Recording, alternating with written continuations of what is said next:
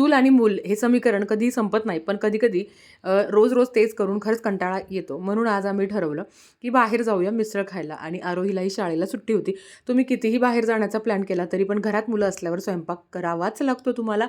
तसंच माझं काही झालं. तर इथे स्वामी त्याच्या पप्पाला बघून किती खुश झाला बघा. तर नाशिकमध्ये सगळ्याच मिसळ भारी आहे, पण त्यातल्या त्यात आमच्या दोघांची फेवरेट भांबरे मिसळ आहे. तर आम्ही तिथेच गेलो होतो आणि कधी नव्हे ते स्वामीनी मला मिसळ खाऊ दिली. नाहीतर एरवी त्यालाच घेऊन मला बसावं लागतं. मग थोडं हे बसता त्याला घेऊन, थोडं मी बसते आणि या पद्धतीने आम्ही खातो. पण आज चांगला मुहूर्त लागला. आम्ही दोघांनी पण छानपैकी मिसळ खाल्ली.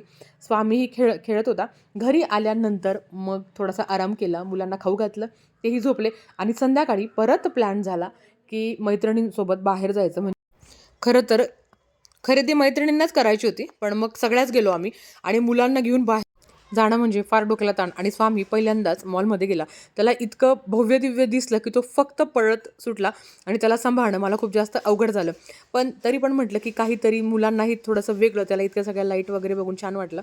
आणि आम्ही 4 मैत्रिणी होतो आणि प्रत्येकी 2 मुलं असं आमची सगळी गँग गेली. सर्वप्रथम मुलं खेळले, मुलांनी खूप मजा केली आणि बाकीच्यांनी शॉपिंग केली. व्हिडिओ बघितल्याबद्दल धन्यवाद.